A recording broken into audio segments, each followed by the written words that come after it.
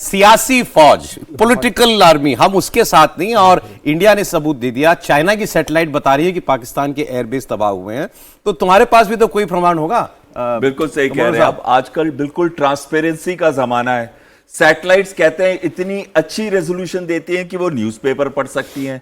तो अगर वो न्यूज़पेपर पढ़ सकती हैं सैटेलाइट स्पेस से, तो क्या वो प्रूफ नहीं गैदर कर सकती थी? और खासकर आपके पास तो पूरे चीन की सैटेलाइट नेटवर्क, ना केवल साउथ चाइना सी लेकिन पूरे इंडियन ओशन में उनकी सैटेलाइट्स घूमती हैं। उधर से आपके पास इंटेलिजेंस आती है, इतने अच्छे रिलेशंस है आपके चाइना के साथ। तो क्या आपको कोई भी ऐसा टारगेट सिस्टम, तबाह बर्बाद की सैटेलाइट पिक्चर आपके पास नहीं है जो दिखा सके? और हम तो यहां दिखाते हैं, हमने एक एक पिक्चर आपको दिखाई। आपके पाकिस्तान इतना गरीब भी नहीं है कि सैटेलाइट की तस्वीरें ले सके, नहीं है ना। आठ सैटेलाइट्स हैं वैसे, कहने के लिए उनके पास 8 सैटेलाइट्स हैं। अपनी भी होंगी, कुछ चाइना से भी लेते हैं। नहीं, ये पिक्चर्स बहुत इजीली मिल जाती हैं, इनका दाम इतना ज्यादा नहीं है। कंट्रोल पूरा कर लें। हाँ। सो दो तीन चीजें बड़ी महत्वपूर्ण आ जाती है। पहले तो जो हमारी प्रोएक्टिव डिप्लोमेसी है, ये पिछली बार से काफी हद तक अलग दिखी है, क्योंकि इस बार हमने बहुत क्लियरली सारे देशों को अपने साथ लेते हुए यूएन सिक्योरिटी काउंसिल से एक स्टेटमेंट निकलवाई थी। परपेचुएटर्स, ऑर्गेनाइजर्स, स्पॉन्सर्स एंड फाइनेंसियर्स सबको जस्टिस सिस्टम के अंदर लाया जाएगा, सबके अगेंस्ट कार्रवाई की जाएगी। तो ये बहुत बड़ी यूएन सिक्योरिटी काउंसिल की स्टेटमेंट। अब ये जो बोल रहे थे सर, ये जो पाकिस्तान के पत्रकार हैं शायद, कि प्रमाण दो, इन्होंने ये भी कहा कि भाई तुमने अपने बड़े हथियार क्यों नहीं इस्तेमाल किए, मिसाइल क्यों नहीं इस्तेमाल? इनको लगता है कि हमारे पास और वेपन्स थे, हम इस्तेमाल कर सकते थे। ये इन्होंने एक बहुत अच्छी बात की जो मुझे बहुत सटीक लगी। इन्होंने कहा हमें सियासी मिलिट्री नहीं चाहिए।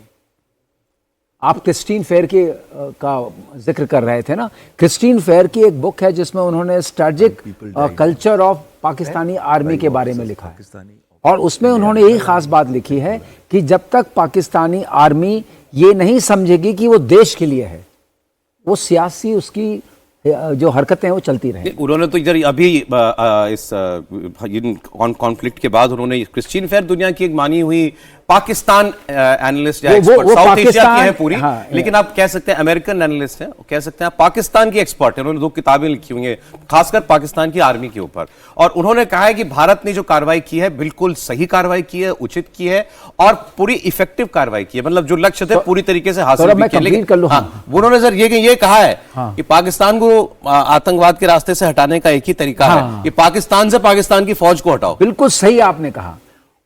ये सियासी वर्ड जो इस्तेमाल हुआ है, ये उस तरफ इंडिकेट कर रहा है कि आज वहां का आवाम भी ये कह रहा है कि हमारी आर्मी जो है वो सियासी है।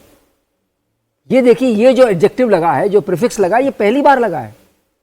आज तक तो उनको भगवान मानते थे कि यही हमें बचाते हैं। ये बहुत बड़ा बदलाव है, और ये बदलाव किस लिए है कि उन्होंने जो पावर पॉइंट प्रेजेंटेशन दिया और हमने जो एक प्रूफ के साथ दिया।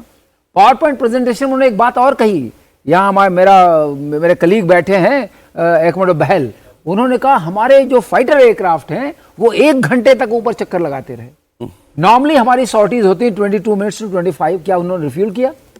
अगर पूरे रोल इक्विपमेंट के साथ जा रही हैं और उनको एक्सटेंडेड रेंज नहीं लेनी है, वो क्या एक्सटर्नल के साथ चल रही है? मुझे तो नहीं समझ में आता। उनकी प्रेजेंटेशन में इतनी खामियां थी कि सबसे लग रहा था कि ये उन्होंने एक स्टोरी लाइन उनको बताया गया था तैयार करिए। और आपको पता है, जब उन्होंने बात करनी शुरू की, वो तो बहुत ज्यादा वायरल हो रही है। वो किसी सवाल का जवाब दे नहीं पा रहे थे और बहुत हिचक के बातें कर रहे थे। कोई जवाब नहीं था उनके पास, पाकिस्तान के सेना के प्रवक्ता के पास, इन पूरे दौरान। तो अब इनकी जनता भी जान गई है कि झूठ बोलते हैं। हम तो जानते ही थे, क्योंकि उनको सबूत चाहिए ना। हमें मिल गया सबूत, अब वो भी मांग रहे हैं हमें सबूत दो, लेकिन सबूत तब हो सकते हैं जब कुछ घटना हुई हो। ऐसी कोई घटना हुई ही नहीं जिसमें भारत को नुकसान पहुंचा।